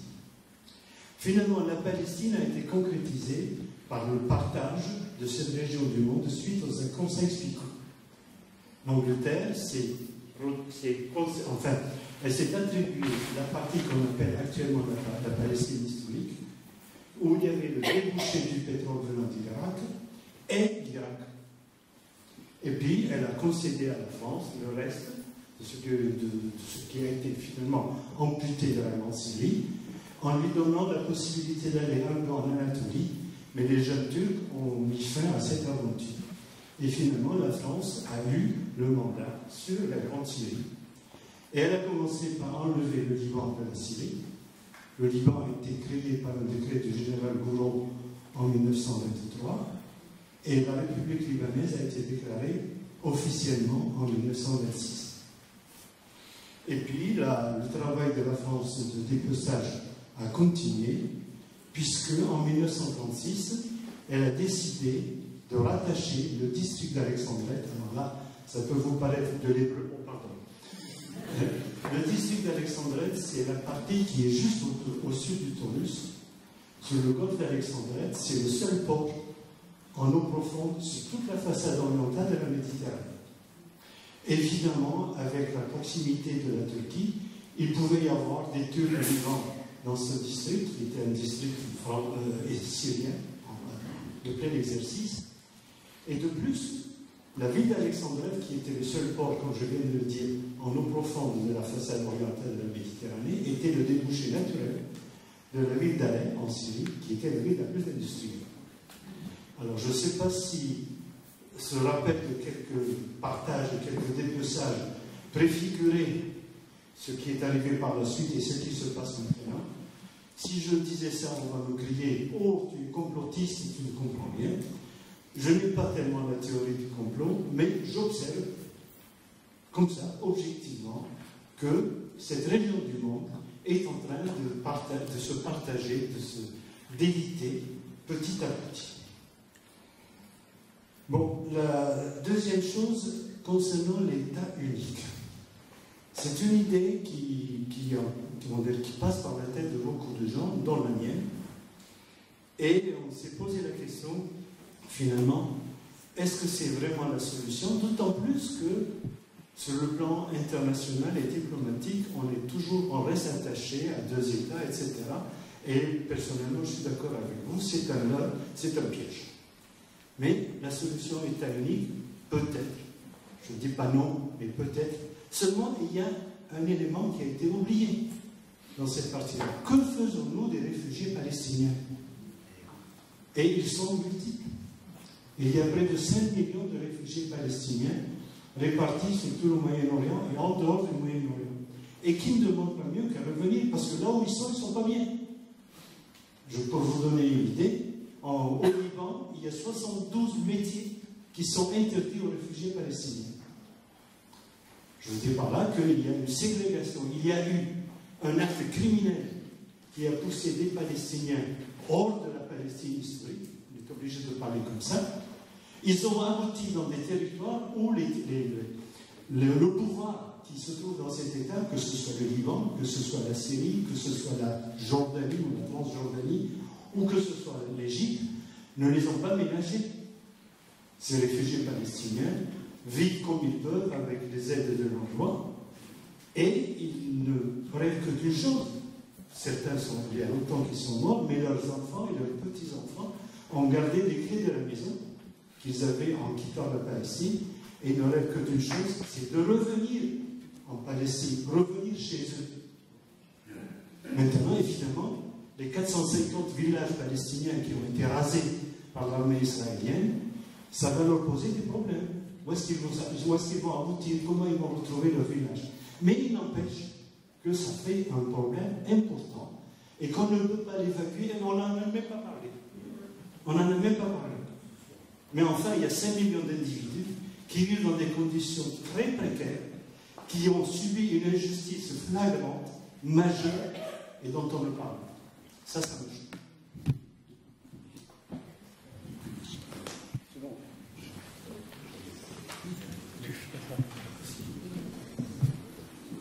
J'ai prononcé le mot de réfugié de façon très abusive, en effet, mais simplement pour souligner le fait que la discussion sur les réfugiés a fait partie des moments où on a négocié. Donc qu'il s'agisse d'Oslo, ou de Camp David, ou de Taba, à chaque fois, les réfugiés étaient l'un des 4 points qui étaient à l'agenda de discussion. Il y avait des délégations spécialisées qui traitaient ces questions-là. Donc, c'est obsolète, ça. Non, mais c'est pour dire que cette question-là est traitée, la question du retour fait partie des négociations. Donc c'est nécessairement pour disons, nuancer votre propos selon lequel on n'en parlait pas. Si tout de même on en parle, c'est évidemment une épine irritative, c'est un problème difficile à traiter, et notamment, je crois, parce que on l'aborde d'une manière qui est un peu théorique, conceptuelle, juridique, et on manque certaines réalités. Moi, j'ai travaillé dans de nombreux camps de réfugiés, je me suis beaucoup intéressé à la question des réfugiés, parce que là, les Médecins sans frontières, ça a été un de nos grands terrains d'action, et du coup, de fil en aiguille, je me suis intéressé aux réfugiés, aux histoires de réfugiés de façon plus générale, au-delà des questions pratiques, humanitaires qui se posaient au quotidien.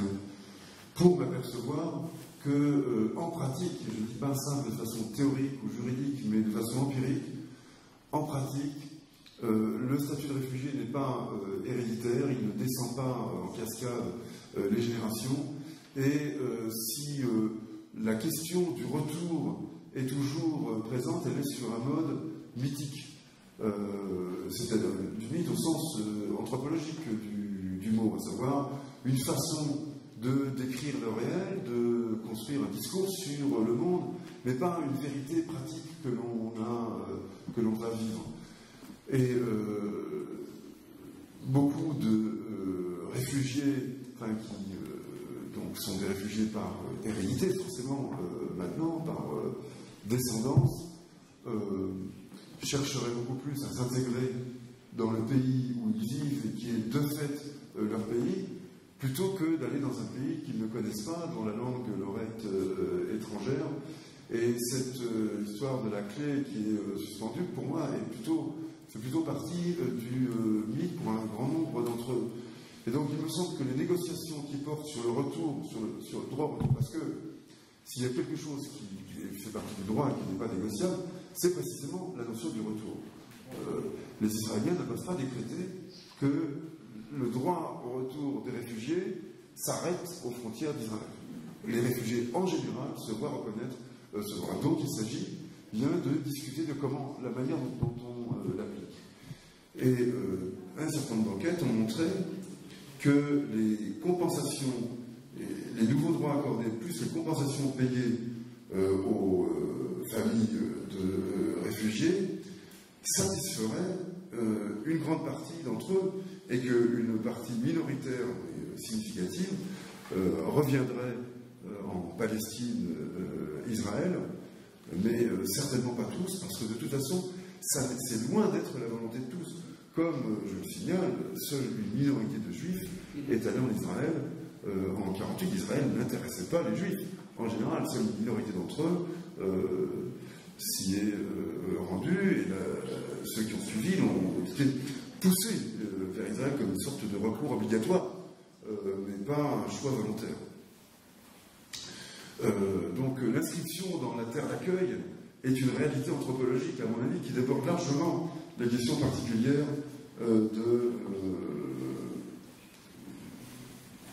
des réfugiés. Voilà, mais bon, c'est une réponse qui vaut ce qu'elle vaut.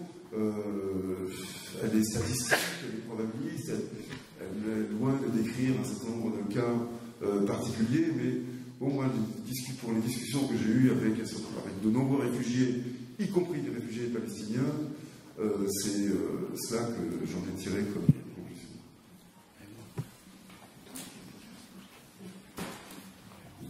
Oui, alors, je voudrais avant de finir de passer la parole à Christine, remarquer que tout à l'heure, il y a eu une question qui abordait un peu l'aspect démographique de la synthèse en un État.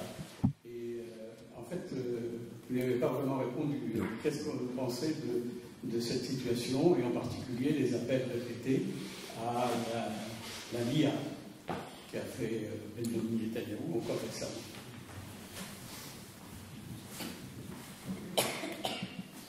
Bon, l'appel donc à l'exercice du droit du retour, hein, comme dit a monté la LIA, c'est un genre assez prisé par les dirigeants de droite israéliens. En général, ceux de gauche ont la même idée, mais s'abstiennent de l'exprimer publiquement. Ils trouvent que ce n'est pas très délicat, c'est moins qu'on puisse dire.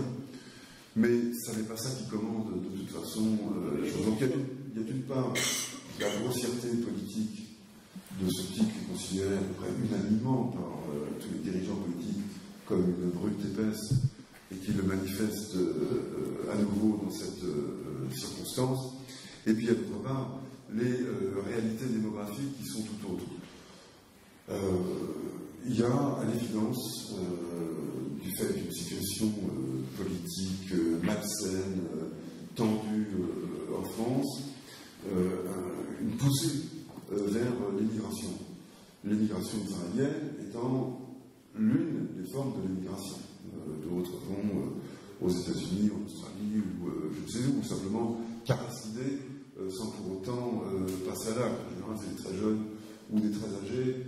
C'est aux deux bouts de la vie qu'on part comme ça, au milieu, il y a quand même des difficultés. Et puis par ailleurs, il y a un chiffre qui est tenu soigneusement secret, qui, disons par rapport en opposition à la montée, qui est l'ALIA, c'est la descente, c'est-à-dire les retours qui sont comptabilisés naturellement, plus ou moins, mais qui ne sont pas vraiment, qui sont pas rendus publics.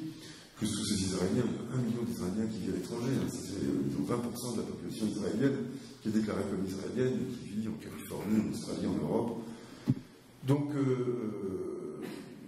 tout ça doit être à la fois pris en compte et doit être considéré, du coup, complexifie ces calculs démographiques fondés sur la guerre. Parce qu'il faut les voir dans tous les sens. Dans le sens qui est explicite, et aussi dans les sens qui sont plus occultes, en tout cas dissimulés, parce que embarrassants entre tous ceux qui vivent à l'étranger et qui n'ont aucune intention de revenir, et ceux qui retournent, qui ne s'adaptent pas à Israël, en particulier en France, parce que même s'il y a des discours racistes, s'il y a des injustices, etc., des juifs de culture française qui vont en Israël, je le sais parce que c'est des choses que j'ai touchées du doigt, sont choqués par la dureté de la vie et des discours israéliens et ont du mal à s'y faire eux-mêmes et reviennent avec un sentiment d'échec qui est évidemment caché parce que ça colle mal avec un certain nombre de discours communautaires. Donc ça, je crois qu'il faut distinguer ça de la question démographique qui est beaucoup plus massive, beaucoup plus importante. Et là, il y a des incertitudes. On dit toujours que les grandes tendances démographiques sont bien assurées, bien établies, que les projections à 20 ans sont... Non, il y a des écarts tout de même importants selon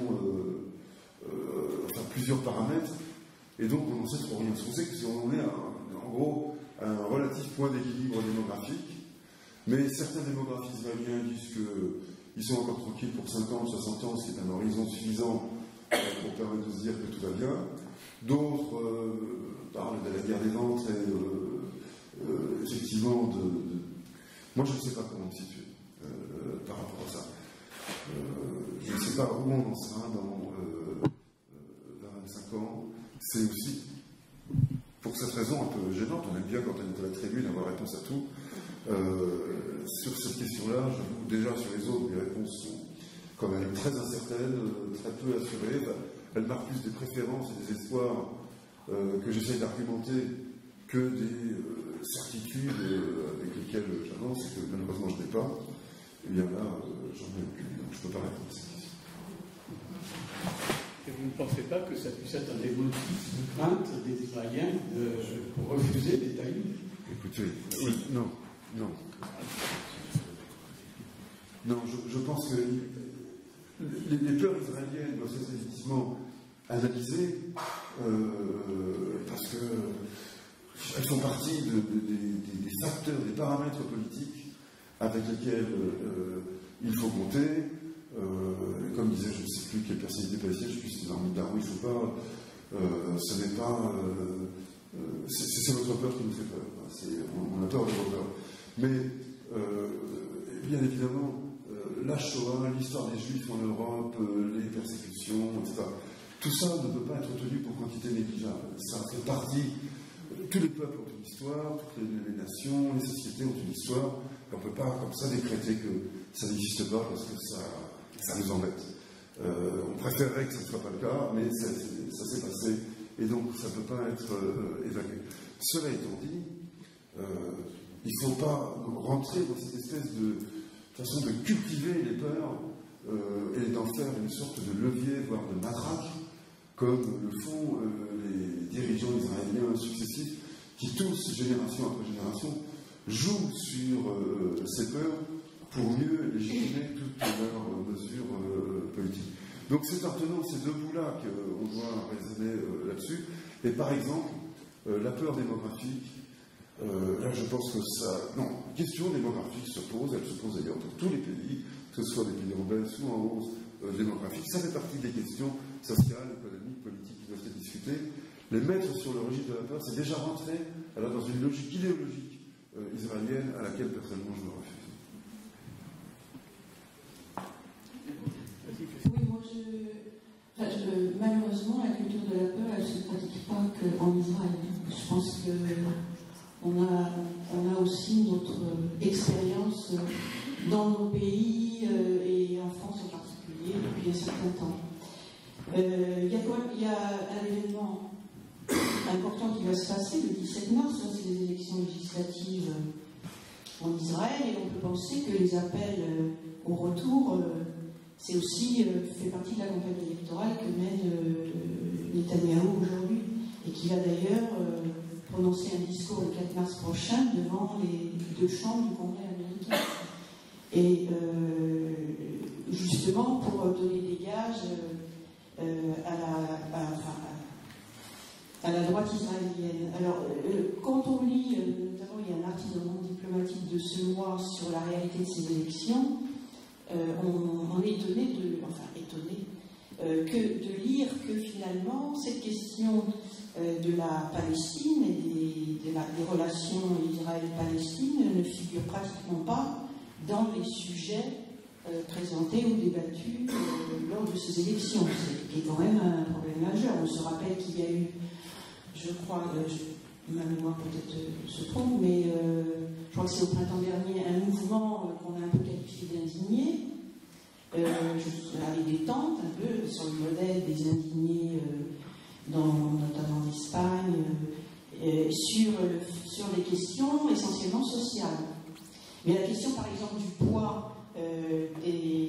poids économique, du poids financier, de la colonisation et disons, une espèce de guerre perpétuelle, d'entretien de l'armée en Israël, n'a pas été pratiquement pas évoqué comme un élément déterminant dans la situation économique du pays, qui fait qu'une partie de la population quand même si une grande partie de la population vit correctement, une partie non négligeable est dans la paupérisation aujourd'hui, que ces inégalités-là, elles s'accroissent. Et donc le lien ne semble pas être fait en fait dans la campagne électorale. Donc ça c'était une remarque, je ne sais pas ce que vous en pensez.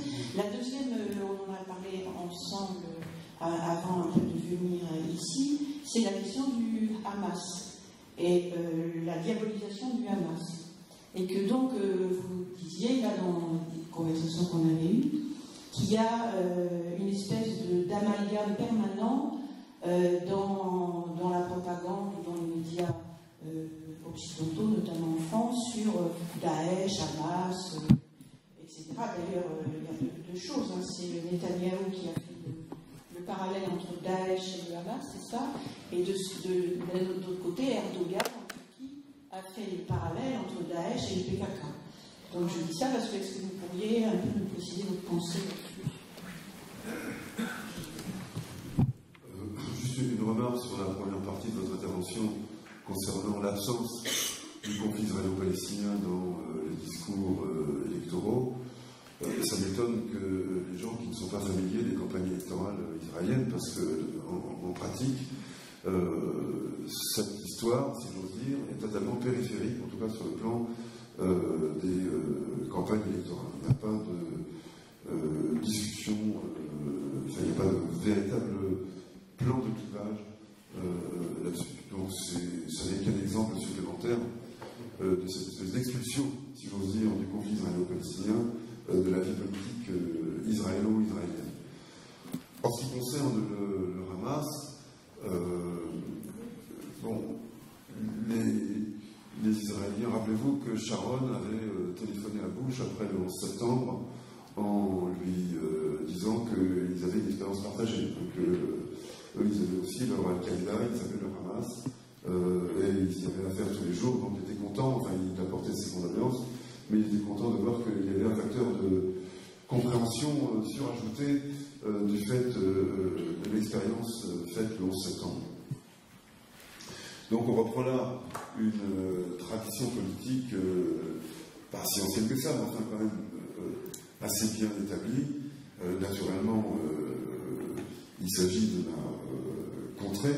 Le Hamas est un mouvement islamo-nationaliste, conservateur et nationaliste. Ils n'ont aucune intention djihadiste. Ils se situent dans une perspective très classique. Et d'ailleurs, moi j'ai tendance à faire un parallèle entre le caractère nationaliste et religieux du Hamas et des nationalistes religieux dont je parlais tout à l'heure, qui pourrait bien être une composante d'un progrès dans l'évolution de cette situation. Et donc, pour moi, le Hamas fait partie des partenaires avec lesquels des négociations, des discussions doivent avoir lieu.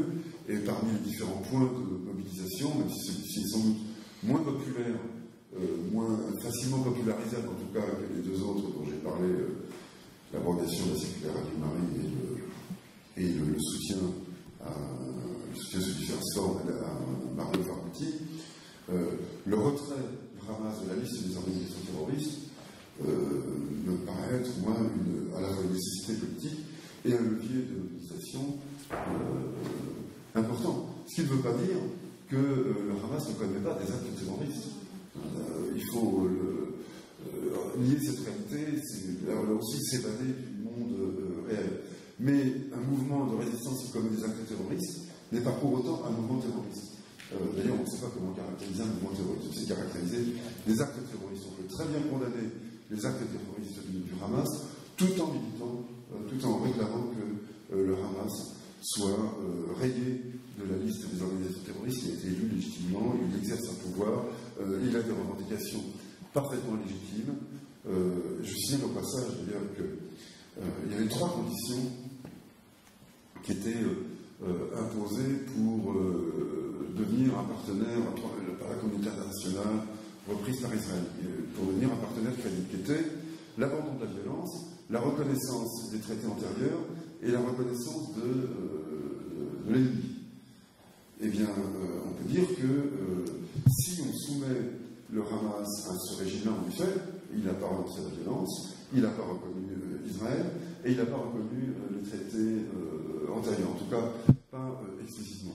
Donc on peut dire exactement la même chose de Likoud, qui n'a pas renoncé à la violence, qui n'a pas reconnu les traités antérieurs, et qui ne reconnaît pas son ennemi.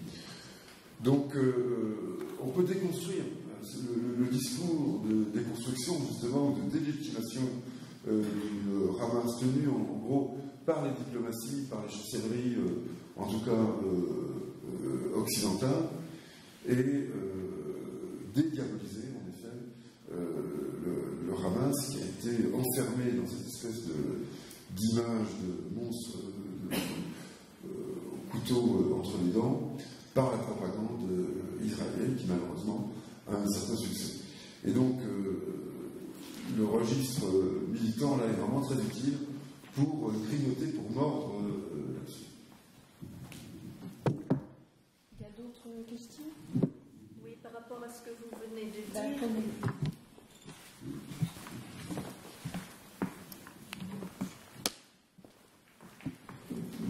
Par rapport à ce que vous venez de dire, est-ce qu'il n'y a pas une contradiction entre l'objectif d'un État démocratique qui s'adresserait à quiconque dans le pays et le soutien à des organisations que j'appellerais, moi, vues d'ici, identitaires, c'est-à-dire qui imposent aux gens de se définir par rapport à quelque chose d'a priori, soit qui soit politique, soit religieux, soit... et qui sont un obstacle réel à la démocratie. D'ailleurs, on le voit bien que le jeu entre le Hamas et Israël, c'est un jeu où on se renvoie la balle et on est sur le même terrain et sur le même plan. C'est les meilleurs ennemis, les ennemis les plus proches. Hein, c'est un peu le miroir entre eux. Donc je ne comprends pas bien comment vous pouvez à la fois être dans cet objectif que je partage, hein, d'un seul État démocratique, et en même temps accorder de la valeur à ce côté d'identité. Et en France, d'ailleurs, on en souffre de cette question d'identité. Et par rapport à la situation mondiale, qui est une situation de destruction, en face, les gens, ils affirment des particularismes et qui sont une catastrophe. Voilà.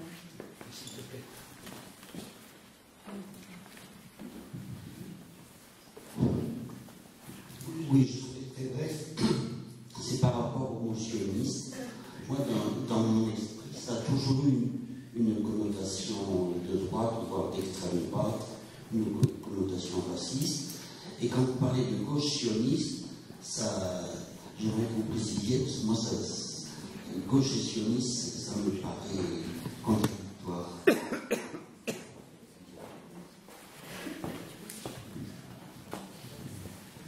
On en restera là avec les questions.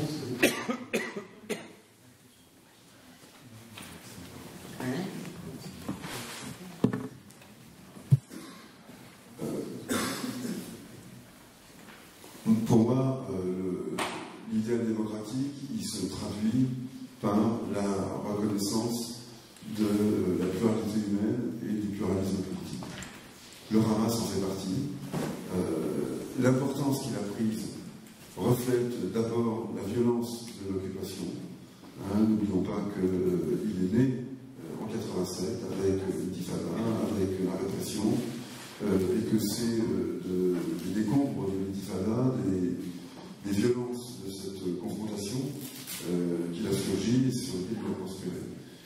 Donc, sans imaginer que les idées, les représentations que véhicule le Hamas vont disparaître comme par enchantement si la paix revient, si une paix juste est établie, disons, je ne sais pas d'où elle proviendrait, si elle est établie, il me semble qu'il est raisonnable de penser que aussi bien l'intensité de ses revendications que l'étendue de son influence se réduirait.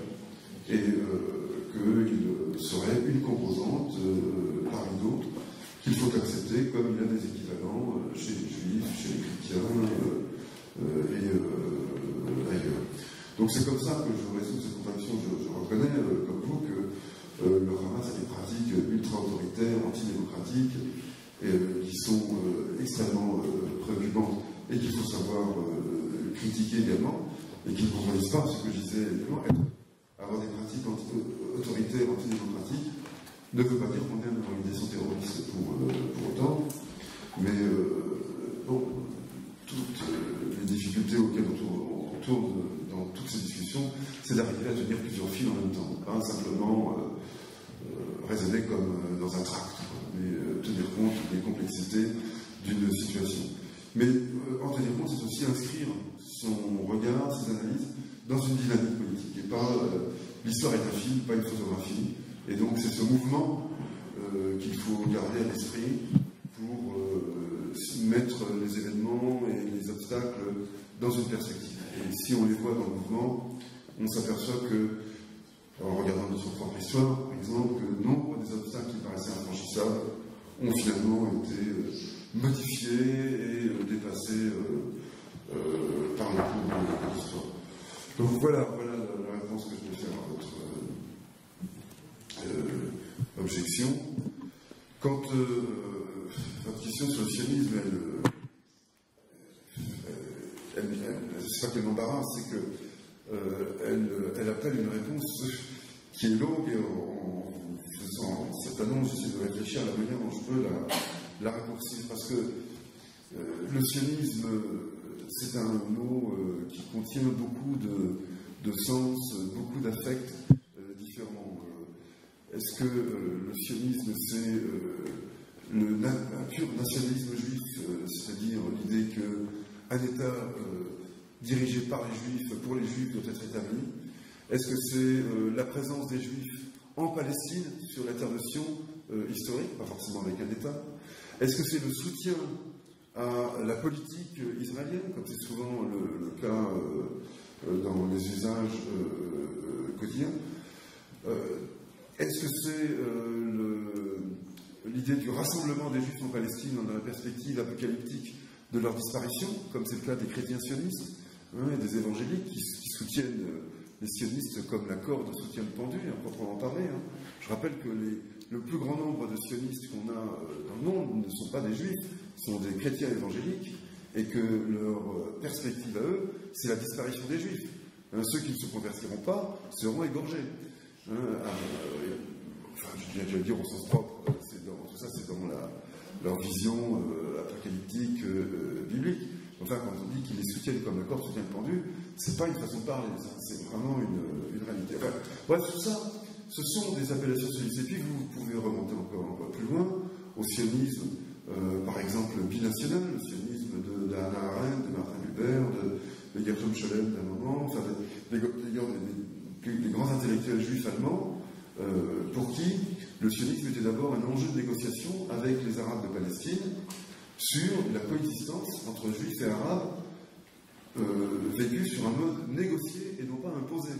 Et Arendt, dès les années 40, donc avant la création d'Israël, a mis en garde contre le nationalisme juif et ses dérives fascisantes, l'hystérie du congrès de Biltmore, et elle a écrit des pages terribles, extrêmement prémonitoires là-dessus, elle se situant dans une mouvance sioniste qui n'avait rien à voir avec celle-ci, qui d'ailleurs a abandonné tout sionisme au moment de sa mort. Moi j'ai un témoignage direct d'Arendt disant que finalement la création de l'État d'Israël était une erreur tragique de l'après-guerre, ce que je crois fondamentalement, et donc il faut faire avec les erreurs de l'histoire, on ne peut pas les effacer comme ça, mais voilà, donc ça mériterait toute une discussion sur les usages politiques, et sociaux de ce terme-là. Mais disons, ma réponse me permet de justifier le fait qu'on parle de sionistes de gauche, disons, ne serait-ce que parce que dans l'échiquier politique israélien, c'est une composante politique qui se nomme ainsi. Les travaillistes sont les sionistes de gauche. Personnellement, ce n'est pas du tout une mouvance dans laquelle je me reconnais, mais bon, c'est comme ça qu'on les caractérise. Et moi, j'ai plutôt tendance à me dire qu'il faut utiliser les mots dans la complexité des usages sociaux qui les caractérisent, plutôt que de leur donner un sens personnel qui ne peut rester que personnel et qui ne permet pas de communiquer. Voilà pourquoi j'utilise aussi le terme sioniste de gauche.